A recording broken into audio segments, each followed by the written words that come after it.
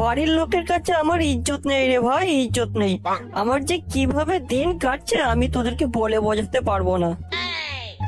কেন রে, তোর আবার কি হলো? শালা বাড়িতে বসে আছি তো কথা শোনাচ্ছে, শুয়ে আছি তো কথা শোনাচ্ছে। এদের প্রত্যেক কথায় খালি মেয়ে আর মেয়ে, ঠিক মতো করে ঘুমাতে পারছি না রে ভাই আমি রাতে। হ্যাঁ বাড়া, আমার বাড়িতে সেই সেম কন্ডিশন। যেন বাড়া এরা কোন সা হৃত্বিক রোশন আমির খানের জন্ম দিয়েছে, যেন মেয়েরা এদের পিছু পড়ে মরছে। শালা মুখ দেখলে বড় রাস্তা নেড়ে কুত্তা গুলো পর্যন্ত চেলে ওঠে, আবার মেয়েরা নাকি আমাদেরকে পাত্তা দেবে। তাই ভাবছি বাল সন্ন্যাস নিয়ে নেবো, এই বালের জিন্দগি না আর ভালো লাগছে না।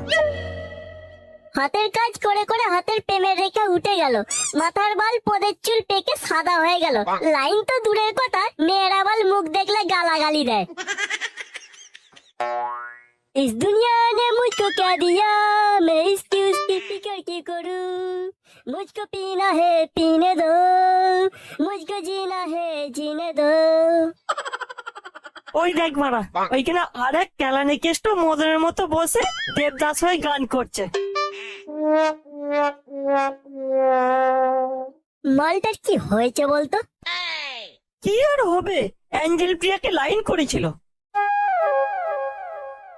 আর ওই অ্যাঞ্জেল প্রিয়া মুখে পেঁদে দিয়ে সরকারি কাকুকে বিয়ে করছে। ও, তার জন্য বালটার মুখটা কালো হয়ে গেছে। চল তো বালটা কি বলতে চাইছে দেখি।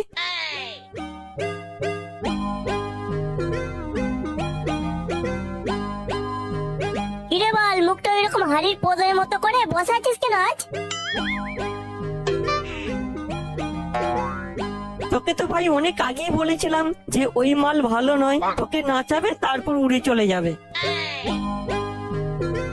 শালা 12 ভাতারই রেকর্ড ছিল মালটার, তুই জেনে বুঝে ওর ফাঁদে পা দিলি। তোরা কি বুঝবি ভাই মনের জ্বালা? যাদের মনে আগুন লেগেছে তারাই জানে এর জ্বালা কতটা। তাই কানের সামনে ঘ্যান ঘ্যান করিস না তো, আমাকে একটু একা থাকতে দে।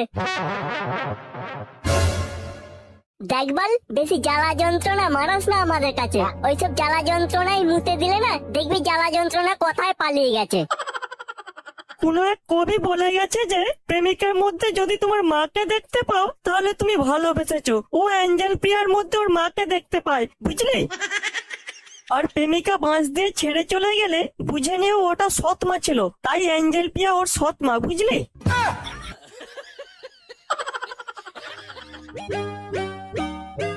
ওইসব বালের চর্চা বাদ দে আর কাজের কথায় আয়। আজ এক জায়গায় বিয়ে বাড়ি আছে। স্কুল থেকে ফেরার পথে দেখলাম দুটো বড় বড় খাসি প্যান্ডেলের সামনে বাঁধা আছে।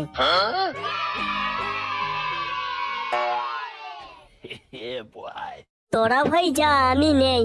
আগের বারে বিনা নিমন্ত্রণে খেতে গিয়ে ধরা পড়তে পড়তে রয়ে গেছে। আর এমনিতে আমার আজকে মন ভালো নাই, তোরাই যা। এর আগে যতবার বিনা নিমন্ত্রণে খেতে গেছি 4 জনে একসঙ্গে গেছি, তাই এইবারের বিয়ে বাড়িতেও 4 জনই যাবো। এই বালটাকে তোলতো আর আমাদের সঙ্গে নিয়েছো। ওরে বাল, আমায় ছেড়ে দে রে, ছেড়ে দে। আজকে আমার মন ভালো নাই, আমি যাবো না রে, তোরা চলে যা, আমায় ছেড়ে দে, ছেড়ে দে।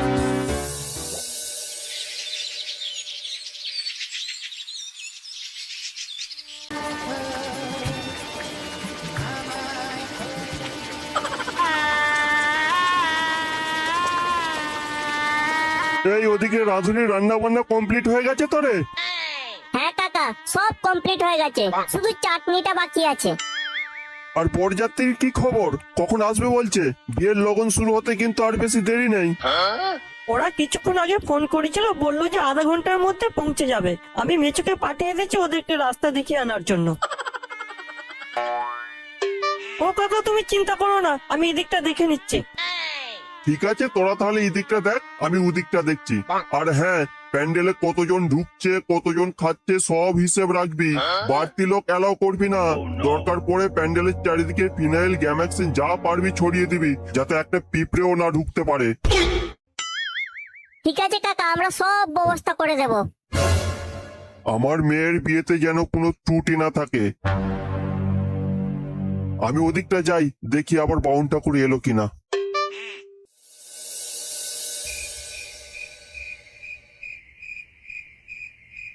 দেখ সবাইকে আগে থেকে বলে দিচ্ছি, প্যান্ডেলে ঢোকার সময় ওই রকম আপাদের মতো এদিকে তাকিয়ে ওদিকে তাকিয়ে ঢুকবি না, নাহলে কিন্তু সবাই কেস খেয়ে যাব।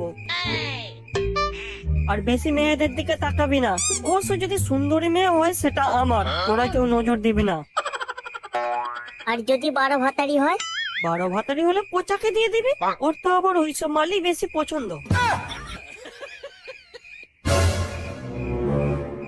দেখ তুই কিন্তু সেই থেকে 12 ভাতারি করে যাচ্ছিস। তোর ঘটনাটা বলবো? তুই বাঁশ বাগানে কি করছিলি, কাদের জানলা দিয়ে কি দেখছিলি, কার বইয়ের সাহা চুরি করে নিয়ে চলে এসেছিলি, সব মনে আছে আমার। রামায়ণ শুরু করবো একবার? যা বল, আমি কখন 12 ভাতারি বললাম? বলছে তো এই বলটা, একে বল।